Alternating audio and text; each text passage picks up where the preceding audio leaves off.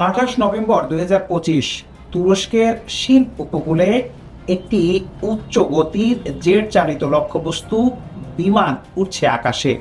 সেটাকে ধ্বংস করার দায়িত্ব পেল একটা বিমান, কিন্তু সেই বিমানে কোনো পাইলট নেই, ককপিট নেই, মানুষের হাত নেই, শুধু আছে কৃত্রিম বুদ্ধিমত্তা। এইএসএ রাডার লক করলো লক্ষ্যবস্তু, মিসাইল ছুড়ল, নিখুঁত আঘাত। 30 নভেম্বর 2025 বায়াক্তার টেকনোলজি ঘোষণা দিল বিশ্বের ইতিহাসে প্রথমবার কোনো মানবহীন যুদ্ধ ড্রোন রাডার নিয়ন্ত্রিত বিভিআর মিসাইল দিয়ে আকাশে শত্রু বিমান ধ্বংস করল। টাইমস অফ ইন্ডিয়া লিখলো global first, international business times লিখলো নো পাইলট রিকোয়ার্ড। এই ড্রোনের নাম বায়াক্তার কিজিলেমা। তুর্কি ভাষায় এর মানে হচ্ছে লাল আপেল। তুর্কি পুরাণে লাল আপেল মানে সেই স্বপ্নের লক্ষ্য যা সবসময় দিগন্তেও থাকে কিন্তু ধরা দেয় না। আজ তুরস্ক সেই স্বপ্ন ছুঁয়ে ফেলেছে। আজকে সেই গল্পটাই বলবো।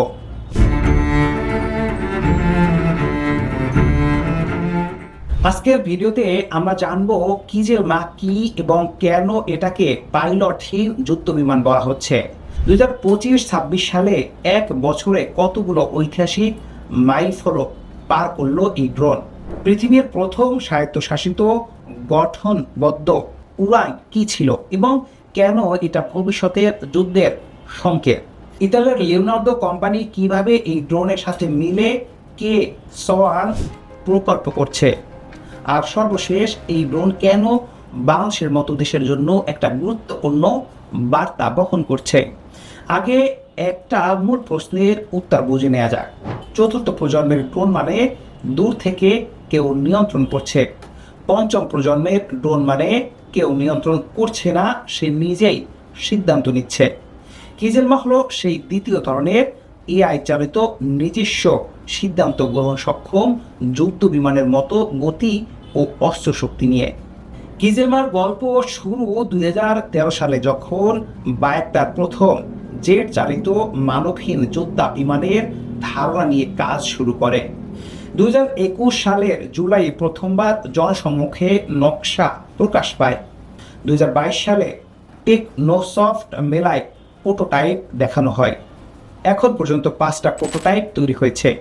মূল বৈশিষ্ট্য 5টা।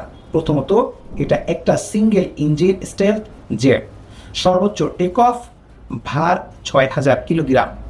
দ্বিতীয়ত, ভেতরে অস্ত্র রাখার জায়গা আছে, ইন্টারনাল ওয়েপন স্পেস, যাতে রাডার সিগনেচার কম থাকে।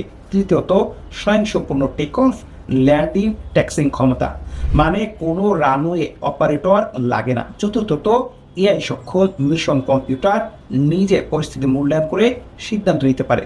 পঞ্চমত, টিজিসি অনাডুলো, নৌজাহাজ থেকে ক্যাটাপাল্ট ছাড়াই উঠতে পারে, শুধু শর্ট রানওয়ে দরকার। জানুয়ারি 2026-এ নতুন AI 322F ইঞ্জিন দিয়ে ম্যাক 0.82 গতি অর্জন করেছে, যা একে আধুনিক মানব চালিত যুদ্ধ বিমানের কাছাকাছি নিয়ে গেছে।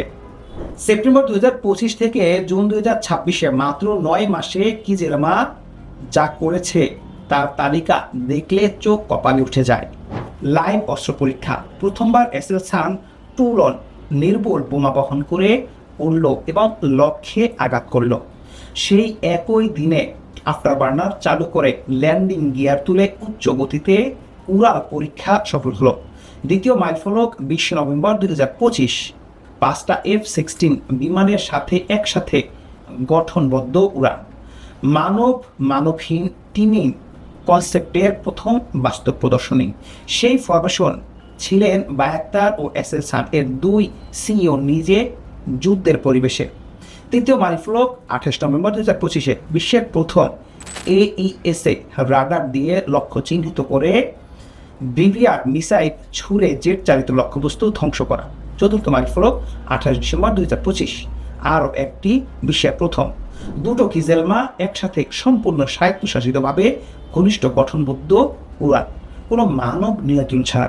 পঞ্চম মাইলফলক 15 মার্চ 2026, 2টি তুর্কি নির্ভুল বোমা এসেলসান এই 2 তোলন লাইভ ফায়ারিংয়ের একসাথে পরীক্ষা।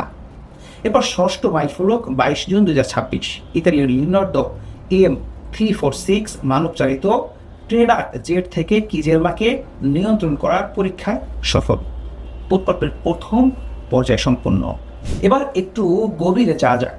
কিজেলমা শুধু একটি ড্রোন নয়, এটা 3টা দেশীয় প্রযুক্তির একটা সমন্বয়। প্রশ্নটা মুরাদ AES এর রাডার এসেলসনের তৈরি, একসাথে একাধিক লক্ষ্য ট্র্যাক করতে পারেন। শত্রুর জ্যামিং ঠেকায়। এটাই নভেম্বর পরীক্ষায় জেট লক্ষ্যবস্তুকে চিহ্নিত করেছিল। দ্বিতীয়টা বিভিআর মিসাইল। গোকন মানে তুর্কিতে বাস পাখি, রেঞ্জ প্রায় 65 কিলোমিটার, রাডার গাইডেড, লফট কৌশলের উপরে উঠে গতিশক্তি বাড়িয়ে লক্ষ্যে আঘাত করে। এটা ভবিষ্যতে তুর্কি বিমান বাহিনী থেকে আমেরিকার AEIM 120 আরমার মিসাইল সরিয়ে দেবে। তৃতীয়টা টুলন ও LGK-82 নির্ভুল বোমা, ভূমি লক্ষ্যবস্তুর জন্য, GPS ইজ গাইডেড, কম আকৃতির, তাই স্টেল বৈশিষ্ট্য নষ্ট হয় না। 3টা মিলিয়ে কিজেলমা পারে আকাশ যুদ্ধবিমান ধ্বংস করতে, মাটিতে বোমা ফেলতে, সমুদ্র জাহাজ থেকে আঘাত আনতে। এখন প্রশ্ন আসে, এটা কি সত্যি বিশ্বের প্রথম? কিন্তু সব দাবি কি নিরপেক্ষভাবে মেনে নেওয়া উচিত? দ্য ওয়ার জোন সতর্ক করে বলেছে, নভেম্বরের পরীক্ষায় ঠিক কতটা স্বায়ত্তশাসিতভাবে কিজেলমা কাজ করছে সেটা নিশ্চিত নয়, কারণ সেখানে F-16 বিমানও ছিল, যেগুলো ওর নিয়ন্ত্রণের অংশ নিতে পারে। তারা আরও জানিয়েছে 2022 সালে America MQ-1 পিটিওটর drone AIM-9 Stinger দিয়ে ইরাকি MiG-25-এ গুলি করেছিল, যদিও সফল হয়নি। তাই বিশ্বের প্রথম দাবিটা নির্ভর করা কীভাবে সংজ্ঞা নির্ধারণ করা হচ্ছে তার উপর। বাইরের অস্ত্র ঝোলানো অবস্থার স্টিল বৈশিষ্ট্য কমে যায়, এটা স্বীকার করেছেন তুরস্কের প্রতিরক্ষা বিশেষজ্ঞরাও। তবে কিজেলমার পরিকল্পিত ইন্টারনাল ওয়েপন্স দিয়ে ভবিষ্যতে এই সমস্যার সমাধান করবে।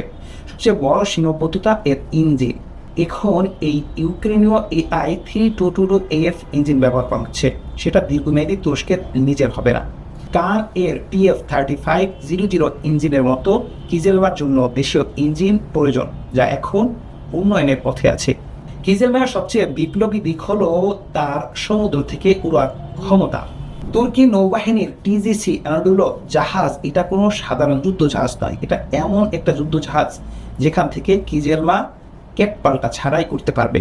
পৃথিবীর ইতিহাসে এটাই প্রথম জেট চালিত স্টেলথ UCAV, যা নৌবাহিনীতে মোতায়েনের জন্য ডিজাইন করা হয়েছে। আর MUGM তুরস্কের নিজস্ব বিমানবাহী রণতরী, সেখানে কিজেলমা মোতায়েনের পরিকল্পনা আছে।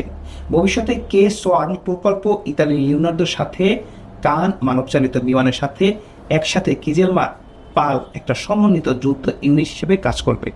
ধরুন ভবিষ্যতে একটা যুদ্ধে একজন পাইলট কান চালাচ্ছেন আর তার পাশে 5টা কিজেলমা AI নিয়ন্ত্রণে লড়ছে।